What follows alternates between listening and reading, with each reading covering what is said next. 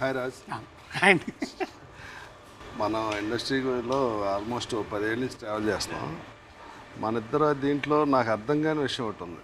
అదేంటంటే మీరు పర్సనల్గా మీరు ఎలా ఉంటారో నాకు తెలుసు, మీరేంటో నాకు తెలుసు.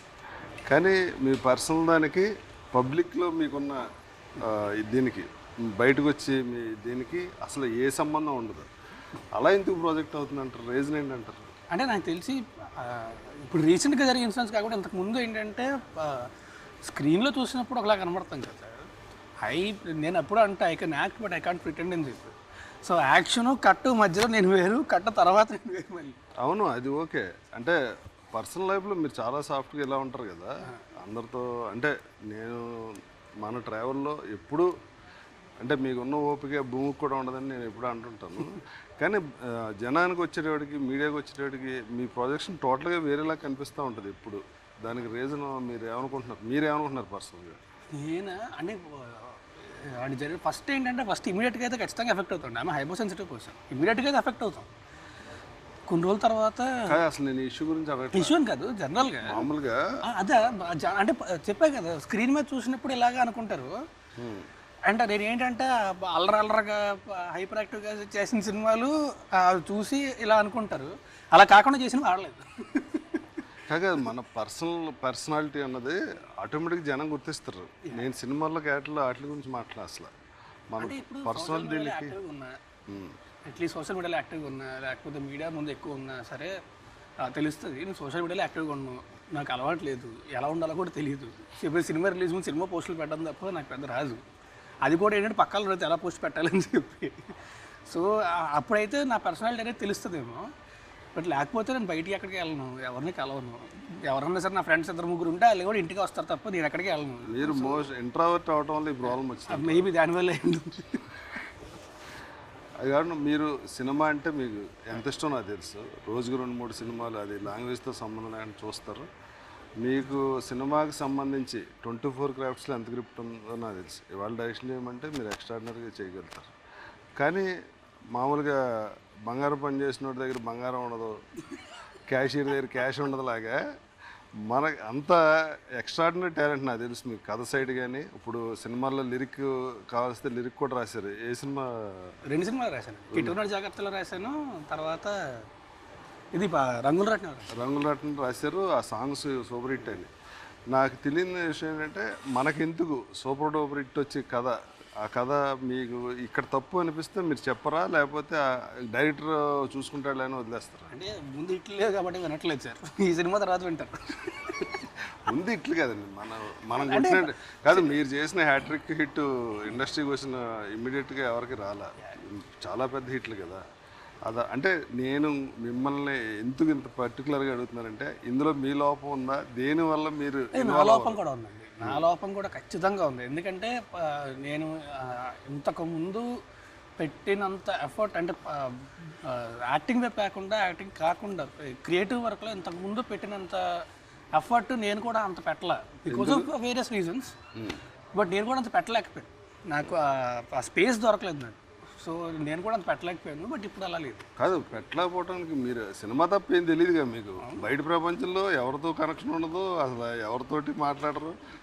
సినిమా రాసుకోవటం చూడటం అంతే కదా. నేను అనేది దాని గురించి అదే అండి. అంటే మెంటల్ స్పేస్ కూడా ఉండాలి కదా. మైండ్ ఆక్యుపై అయిపోయి ఉంటే అంత ఎక్కువ టైం కూడా స్పెండ్ చేయలేం. ప్రశాంతం కూర్చొని సినిమా చూసుకోవాలనిపిస్తుంది తప్ప, లేదా పుస్తకం చదువుకోవాలనిపిస్తుంది తప్ప కూర్చొని రాయాలి అనేది రాదు. ఇప్పుడు అలా లేదు. So it's okay. ఉన్నావు ఫుల్ ఫ్రెష్, మళ్ళీ బ్యాక్ టు నార్మల్.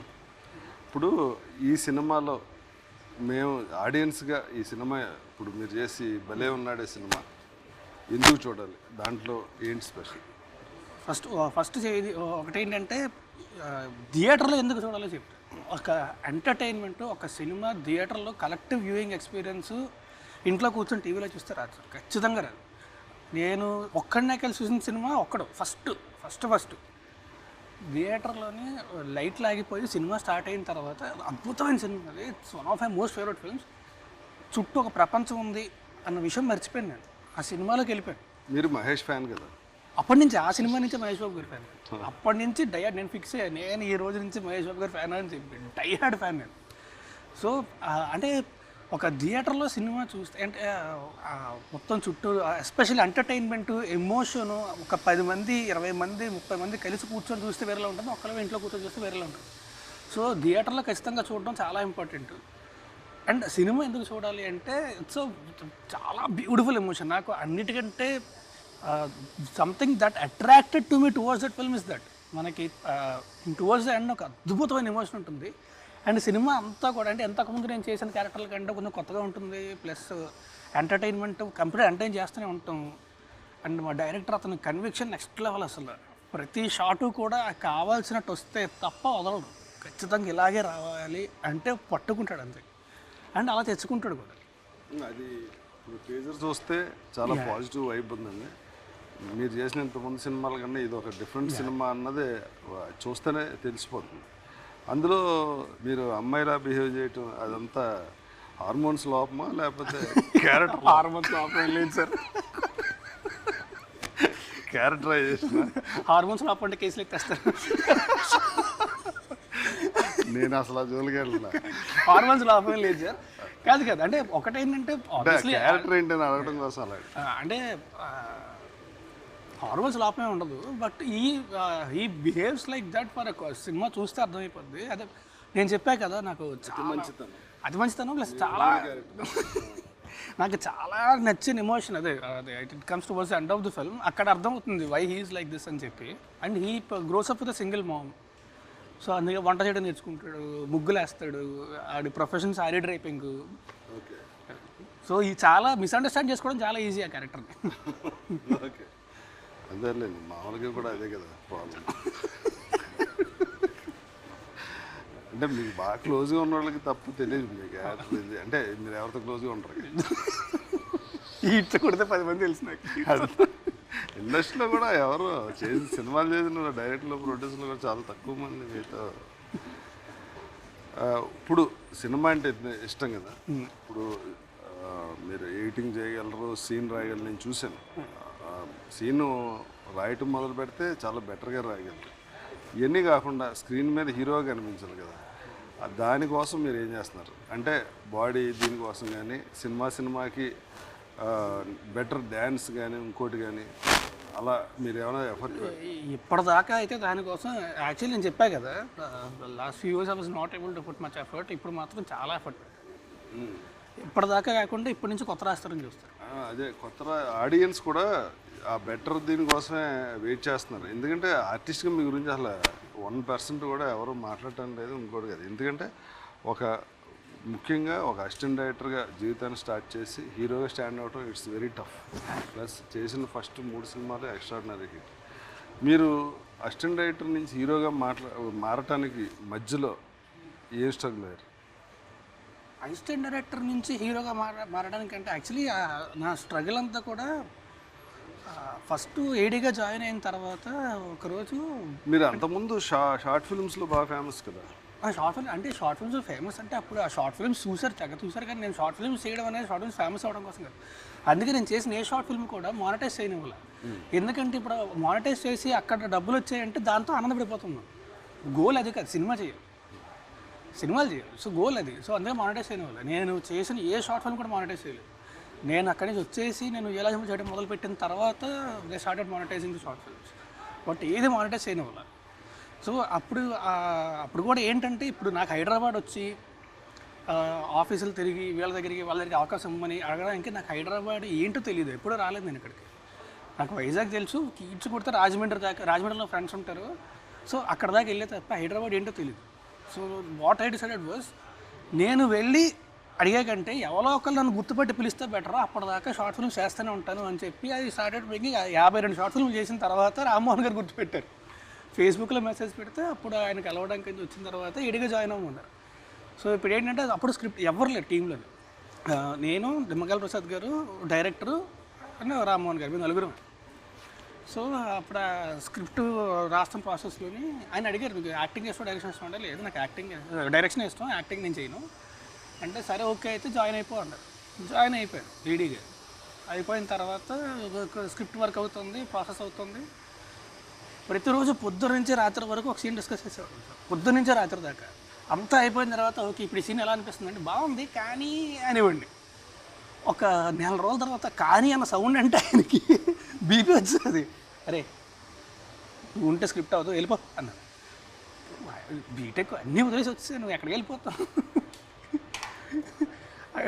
ఫ్లాట్ ఉంటే ఎర్రగడ్డ ఫ్లాట్కి వెళ్ళా రెంట్ కట్టడానికి కరెక్ట్గా ఇది ఎప్పుడు మంత్ ఎండ్కి ముందు 2 రోజులు అయితే జీతం వేస్తారు. ఆ జీతం కూడా 3000 రెంట్ కట్టుకోవచ్చు. ఏది లేదు నేను చెప్పా అదే రెంట్ కట్టకు డబ్బులు లేవు అంటే అయితే వెళ్ళిపోన్నాను. నేను చెప్పాను సార్ నేను వెళ్ళిపోతాను ఇప్పుడే వెళ్ళిపోతాను ఇంట్లోంచి. కాకపోతే ఒక పరుపు అంటే పరుపు కూడా కాదు, మనకి ఎర్రగడ్డలో బొంతలు దొరుకుతాయి కదా, ఒక బొంత ఒక పీసీ పెద్ద మానిటర్ అయి ఉంటుంది కదా పీసీ ఒకటి, ఆ రెండే ఉన్నాయి. ఒక ఎలక్ట్రిక్ కుక్కర్.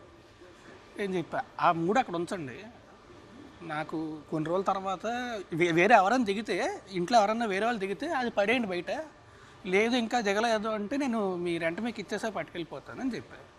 సరే ఓకే అంటే తిన్నంగా నడుచుకుంటూ వెళ్ళి ఫుట్పాత్ మీద పడుకున్నాను.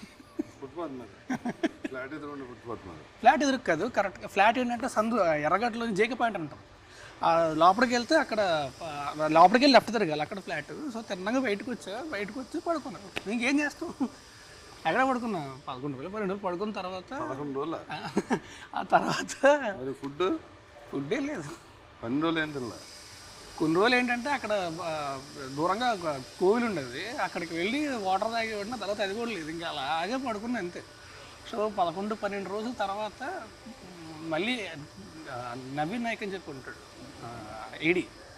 సో తను వస్తూ ఉంటే ఆ ఫ్లాట్కి వెళ్ళడానికి వచ్చి లెఫ్ట్ తిరగాలి కదా, ఇక్కడ బయట ఉన్న ఫుట్పాత్ మీద వస్తే పిలిచా కాదు సార్ రమ్మంటారు. సరే పద అంటే అరే నువ్వు లేకపోతే ఎక్కడో దగ్గర సెటిల్ అయిపోతున్నారా దా చేద్దాం కలిసి. ఓకే సార్ అన్న. అప్పటికి అసలు ఊటికి వెళ్ళేది ఏం లేదు. ఈ 13 రోజులు మీ మీ మీ మానసిక పరిస్థితి ఏంటి? యాక్చువల్లీ టు బీ ఆనెస్ట్ నిజంగా చెప్పాలంటే అంటే ఫుడ్ లేదు, వాటర్ లేదు, అంటే వినే వాళ్ళకి ఏదో అనిపిస్తుంది కానీ అప్పుడు ఏం లేదు sir. I was 20 years old. ఒక ఫైర్ ఉంటుంది కదా, తిరిగి వెనక్కి వెళ్ళాలని లేదు. ఫైర్ ఉన్నా కానీ సార్ అసలు ఫుట్పాత్ మీద పొడుగుని 13 రోజులు ఫుడ్ లేకుండా వాటర్ లేకుండా ఉంటుంటే ఏంటి ఆ టైంలో ఒక ఇది ఉంటుంది కదా, ఒక ఫైర్ ఉంటుంది లోపల, ఏమనిపించవు. ఏదోటి పీకుతానని తెలుసు, పీకే తిరిగి వైజాగ్ వెళ్తే ఏదోటి పీకే వెళ్ళాలి, లేకపోతే వెళ్ళకూడదు. సో అదే ఉంది అంతే, ఏదోటి జరుగుద్ది నాకు తెలుసు, నా టాలెంట్ ఉందని నాకు నమ్మకం ఉంది. వెళ్ళిన తర్వాత ఆయన ఇదే అన్నారు, అరే నువ్వు లేకపోతే ఎక్కడో సెటిల్ అయిపోతున్నారు, నువ్వు బాగుంది కానీ అన్నదే బాగుంది ఉండు రాద్దాము. అప్పుడే నాకు రైటర్గా ప్రమోషన్ ఇచ్చారు. ఆ రోజు నైట్ సో ఫుడ్ తీసుకొని బిర్యానీ తెప్పించారు. ఒక పిచ్చోళ్ళ తిన్నాను నేను. చూస్తా ఆయనకి అర్థం కాదు ఈడేంటి ఎలా తింటున్నాడు అని. ఆయనకి ఏదో ఆయన అడగలేదు, ఆయన ఏం అడగలేదు కానీ ఆయన తేడా కొట్టింది, ఏదో తేడా కొట్టి అప్పుడే అరే ఈరోజు నుంచి నువ్వు సినిమాకి రైటర్ అని చెప్పి నా జీతం కూడా పెంచి ఆయన నన్ను ఇంకో 4 రేడియోస్ ఉంటారు అందరికీ కూడా ఆయన ఒక ఫ్లాట్ చూసి అక్కడ పెట్టి ఈ took extreme care of me after that. పరుపు కుక్కర్ తెచ్చేసుకున్నారా? పరుపు అక్కడే వదిలేసాను, కంప్యూటర్ ఒకటే తెచ్చుకున్నా, పరుపు కుక్కర్ అక్కడ వదిలేసాను. ఇందులో హీరో ఎలా అయ్యారు? అసిస్టెంట్ రైటర్ కదా. ఇప్పుడు రైటర్ ప్రమోషన్ ఇచ్చారు కదా, సో స్క్రిప్ట్ వర్క్ స్క్రిప్ట్ అంతా అయిపోయింది. నాకు డైలాగ్స్ స్క్రీన్ పై క్రియేట్ కూడా ఇచ్చారు నాకు సినిమా. సో స్క్రిప్ట్ అంతా అయిపోయిన తర్వాత ఏంటంటే ఇప్పుడు కాస్టింగ్ స్టార్ట్ చేయాలి. ఎవరు అది చెప్పినట్టు మేము 9 టీం. సో ఫస్ట్ ఏంటంటే సినిమాలో heroine important. So first heroine finalize చేసుకుందాం, హీరోయిన్ ఫైనలైజ్ చేసిన తర్వాత హీరోయిన్ దిగుద్దాం అని చెప్పి సరే అని చెప్పి ఒక 30 మందిని ఆడిషన్ చేశారు. కాకపోతే అక్కడ ఎవరు లేరు కదా, క్యూ డైలాగులు చెప్పడానికి ఎవడో కావాలి. అరే నేను ఒక్కడే ఉన్నాను, నువ్వే చెప్పరా క్యూ డైలాగులు, ఎలాగో షార్ట్ ఫిల్మ్లో యాక్టింగ్ చేసాక నాకు అలవాటు క్యూ డైలాగులు చెప్పంటే సరే క్యూ డైలాగులు అన్నీ చెప్పాను. అందరికి 30 మందితో అందరితో ఆడిషన్లు చేశాను. ఆ టేపులను చూసారు. నేనేంటంటే పేర్లు చెప్పాను కానీ ఒక 2-3 హీరోలని వీళ్ళు అయితే బాగుంటారు, ఈ క్యారెక్టర్కి వీళ్ళు బాగుంటారు అంటే పట్టించుకున్నాను కదా. తర్వాత చూద్దాంలేంటే ఒక రోజు అయితే నాకు నిజంగా చాలా ఇదైపోయాను, నేను హట్ అయిపోయాను.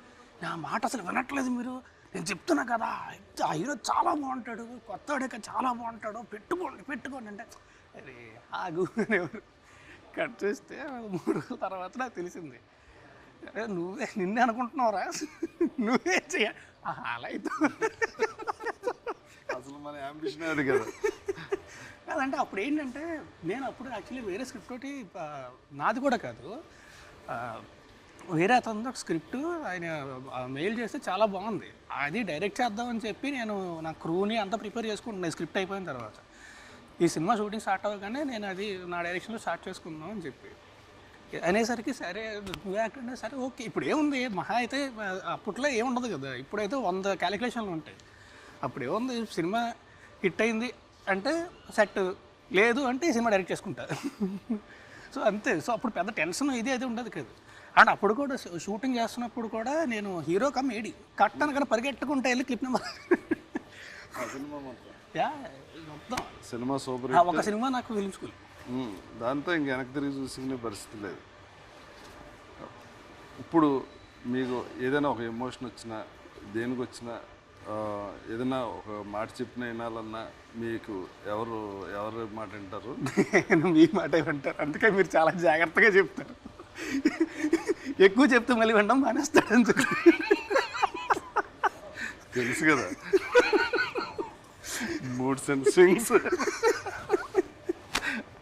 ఆ క్వశ్చన్ అయితే నా పేరే చెప్తారు మీరు. అండ్ మా డాడీ ఏంటంటే పర్సనల్గా చెప్తారు ఆయన, అంటే మెంటల్ పీస్ కోసం అరే మెడిటేషన్ చెయ్యి, ఒక హిప్నోటిజం మీద ఉంటుంది విను, అది వింటూ పడుకు, అదే కొంచెం మెంటల్ పీస్ ఉంటుంది, ఇలాంటివి చెప్తూ ఉంటారు తప్ప ప్రొఫెషనల్గా అసలు ఆయనకేం తెలియదు. So he doesn't involve in that. But నేను బేసిక్గా వినేది అయితే మీరు చెప్తాను. ఈ సినిమా వరకు టైటిల్ బాగుంది, భలే ఉన్నదండి. సినిమా కూడా చూడగానే భలే ఉందని అనిపిస్తుంది. ఈ సినిమాతో కమ్బ్యాక్ అంటే ఇదే ఫస్ట్ సినిమాలా అనుకుని ఫర్దర్గా మీరు హీరోగా మీ ఎఫర్ట్స్, మీరు సెలెక్ట్ చేసుకునే సబ్జెక్ట్స్ ఇవన్నీ కేర్ తీసుకుని. నేను ఒకటి మాత్రం ఖచ్చితంగా బల్ల గురించి చెప్తాను సార్, ఎప్పటిదాకా చూసిన రాస్తాను మీరు, ఎప్పటి నుంచి చూడబోయి రాస్తాను, ఇది మాత్రం ఖచ్చితంగా చెప్తాను. సూపర్. మరి ఈ సినిమా గురించి ఫైనల్గా డైరెక్టర్ గురించి చెప్పారు. ఈ ప్రొడక్షన్ సైడ్ సినిమా మనకు ఎలా వచ్చిందో నాకు తెలుసు, ఆడియన్స్ కోసం అడుగుతున్నాను. ఈ సినిమా ఫస్ట్ మనకి మారుతి గారి ద్వారా వచ్చింది, పాయింట్ కూడా మారుతి గారు చెప్పి డైరెక్టర్ గారితో డెవలప్ చేయించి చెప్పినప్పుడే మనం దీన్ని ఇది బాగుంది. తర్వాత అవును, డైరెక్టర్ గారు మనకి ఈ సినిమాకి ఆ డైరెక్టర్ దొరకడం అదృష్టం నిజంగా చాలా. నేను తర్వాత మారుతి గారు పాయింట్ చెప్పేసిన తర్వాత జహీరాబాద్లో షూట్ అవుతున్నప్పుడు నాకు చెప్పారు అలాగే వ్యవసాయం అబ్బాయి వస్తాడు ఇంకా అది చెప్తాడు అని చెప్పాడు. అని చెప్పిన తర్వాత వెంటనే మారుతి గారు ఫోన్ చేసి చెప్పాను ఈయన డైరెక్టర్ అయితే మాత్రం ఐమ్ డూయింగ్ దిస్. ఎందుకంటే ఇలాంటి కథ ఒక లైన్ దాటం అనేది చాలా ఈజీగా తెలియకుండా దాటేస్తాం, కానీ ఆయనకున్న సెన్సిబిలిటీస్, ఆయనకున్న సంస్కారం అలా దాటనివ్వదు. సో ప్రాపర్గా ఫ్యామిలీ అంతా కలిసి చూసేలాగే చేశారు. నేను కూడా సాయితో ట్రావెల్ చేశాను, ఐ వెరీ కాన్ఫిడెంట్ సాయితో. మనం ఈ సక్సెస్ని ఇలాగే కంటిన్యూ చేయాలి. ఫర్దర్గా రాబోయే సినిమాలు ఏం చేస్తారు? మీరు నన్ను అడుగుతున్నారు, జనం కోసం. నాకంటే మీకు ఎక్కువ తెలుసు. కుర్మనాయక్ అని ఒక సినిమా షూటింగ్ అవుతుంది, అది రిలీజ్ నెక్స్ట్ ఇయర్ ఉంటుంది. ఇంకొకటి ఒక క్రైమ్ కామెడీ అవుతుంది. సో ఇంకొక సిరీస్ కూడా చేస్తున్నా. అంతేనే ఏమైనా మర్చిపోయాను? అదే ఏం మర్చిపోలేదు, అదే అయితే కుర్మనాయక్కి మన అది ఉంది కదా, ఇది అంటే అనౌన్స్ చేస్తారు కదా అని చెప్పి పేరు ఇంకా అనౌన్స్ చేయకుండా. ఓకే, కుర్మనాయక్కి మళ్ళీ చాలా మంచి సినిమా అవుతుంది. వరలక్ష్మి శరత్ కుమార్ గారు కాంబినేషన్, ఆర్టిస్టులు కూడా మంచి ప్యాడింగ్, ఆర్టిస్టులు అండ్ చాలా డిఫరెంట్ కదా, డిఫరెంట్ కదా, సోషల్ ఫ్యాంట్స్. అలాగే ఆహాకి మనం చేసేది కూడా ఈ సక్సెస్ని ఇలా కంటిన్యూ చేయాలని మీకు, డైరెక్టర్ గారికి, ప్రొడ్యూసర్ గారికి అందరికీ all the best. Thank you sir, thank you very much.